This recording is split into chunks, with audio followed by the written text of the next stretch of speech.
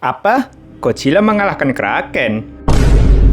Sementara itu, akhirnya Luthor berhasil menyelesaikan Mechagodzilla serta siap digunakan bertempur.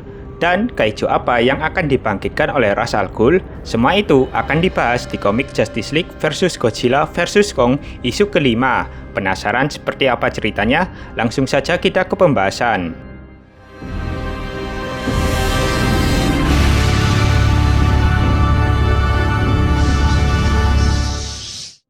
Komik diawali dengan Lois yang melakukan video call dengan asisten Lex Luthor, yaitu Mercy, dengan harapan Mercy bisa membantu menghentikan semua invasi yang dilakukan para kaiju. Mercy memberitahu ke Lois bahwa Godzilla adalah raja dari para kaiju sekaligus penyeimbang alam.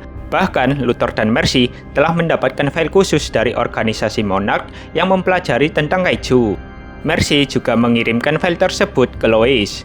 Berpindah ke Atlantis, di mana Battle Royale sedang berlangsung antara Godzilla, Kraken, dan Tiamat. Selagi Kraken menghadapi kedua kaiju tersebut, Aquaman memprioritaskan untuk mencegah agar tekanan air laut tidak menjebol istana. Dan Flash memiliki tugas menumbuhkan sumber panggilan yang mengundang Godzilla dan Tiamat datang ke Atlantis. Godzilla menyerang Tiamat dan berhasil mendorong Tiamat. Namun Green Lantern segera menggunakan cincinnya untuk menangkap Tiamat. Sementara itu, serangan dadakan yang dilakukan Kraken menyebabkan Godzilla serta Tiamat terdorong bersama. Karena Kraken mendorong kedua kaiju itu terlalu kuat, sehingga menyebabkan keretakan pada area istana kerajaan. Beruntung, Flash telah menemukan sumber panggilan itu, sehingga ia bisa menjauhkan para kaiju dari istana kerajaan. Tetapi yang terpancing hanyalah Tiamat, dikarenakan Godzilla masih sibuk bertarung dengan Kraken yang bisa membuatnya kewalahan. Kraken berhasil memojokkan Godzilla hingga ke dasar laut.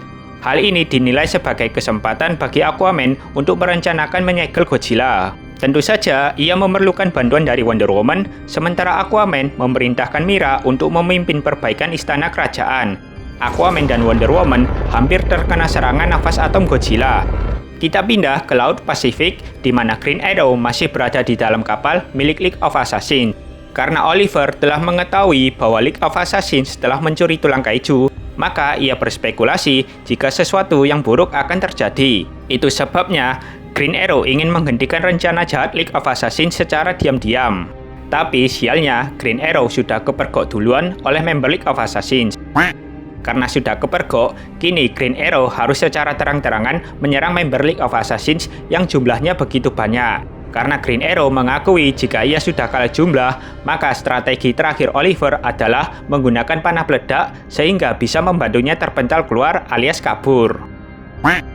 Cyborg telah memproses file dari Lois pemberian Mercy dan juga memberitahu ke Batman. Isi file itu berisi pengetahuan tentang kaiju, termasuk kekuatan dan kelemahan masing-masing kaiju. Batman berandai-andai jika mereka bisa membuat sekutu yang tingginya 300 kaki. Dan ia juga meminta Cyborg memeriksa spesifikasi yang telah ia kirim. Cyborg sudah memeriksa spesifikasi tersebut dan menganggap rencana Batman ini ambisius. Lalu Cyborg menanyakan apakah Batman benar-benar mau melakukannya. Ternyata Batman sudah menjalankan rencana itu yang tak lain ialah menciptakan suatu proyek yang dibantu juga para hero lain. Jujur, Mimin masih belum tahu proyek apa yang sedang dibuat oleh Batman ini. Tapi kemungkinan besar, Batman sedang membuat Mecha Batsuit seperti yang pernah dilihatkan di bocoran cover komik. Di sisi lain, Supergirl kembali ke Skull Island untuk menemui Kong. Karena informasi yang ia dapat dari Cyborg, Kong merupakan kaiju yang cukup baik dengan manusia. Jadi, Supergirl menemui Kong lagi dengan harapan Kong mau membantu menangani masalah ini. Tetapi di Skull Island sudah ada Gorilla Grodd bersama dengan pasukannya yang menyembah Kong. Dia bukan dewamu, dan Kong tidak akan terbujuk oleh kau yang hanya berpura-pura patuh, ujar Supergirl. Gorilla Grodd tahu jika Supergirl akan kembali ke sini. Itu sebabnya, Grodd segera memakai mahkota Kryptonite-nya dan berhasil mengendalikan pikiran Supergirl untuk menyerang Kong. Masih belum jelas kenapa Grodd menyuruh Supergirl memukul Kong, padahal sebelumnya ia menganggap Kong sebagai dewanya. Berpindah ke Shazam yang masih merasa bersalah atas kematian Superman, Shazam berniat untuk menyerang Legion of Doom di markas seorang diri. Dan menurutnya, semua kejadian ini bermula disebabkan oleh Legion of Doom. Meski sudah dilarang oleh Batman untuk tidak ceroboh dan bakal kalah jumlah, Shazam masih bersikeras menyerang markas Legion of Doom. Sesampainya di markas Legion of Doom, Shazam menyerang semua member yang ada di sana. Tapi karena Shazam masih terbawa emosi yang tidak stabil, jadinya ia bisa dipukul dengan mudah oleh Giganta sampai pingsan. Beralih ke Atlantis, di mana Hal Jordan menggunakan cincinnya untuk melindungi istana kerajaan agar tidak terjadi keretakan lebih besar yang disebabkan oleh besarnya tekanan air. Karena sudah tidak kuat, Lantern tidak bisa melindungi istana lagi. Tapi beruntung, anggota Green Lantern yang lain telah tiba dan menggantikan posisi Hal Jordan untuk melindungi istana.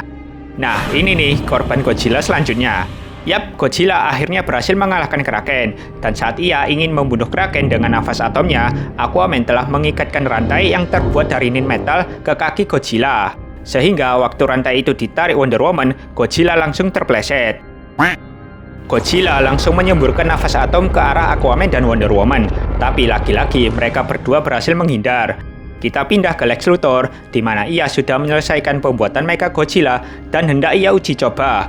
Namun, Mercy memberi kabar ke Luthor bahwa sistem yang tertanam pada Mecha Godzilla ini merupakan sinyal pemanggil kaiju. Sehingga ada 4 kaiju yang sekarang sedang menuju tempat Lex berada. Tapi Luthor malah membiarkan keempat kaiju itu mendatanginya dan akan memberi mereka pelajaran siapa Alpha sebenarnya.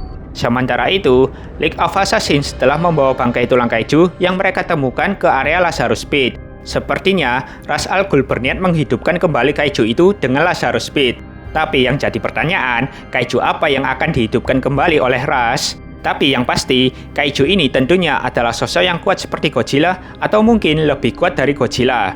Jadi gak mungkin dong Ra's al Ghul menghidupkan kembali kaiju yang level kekuatannya cuma sekelas Skullcrawler.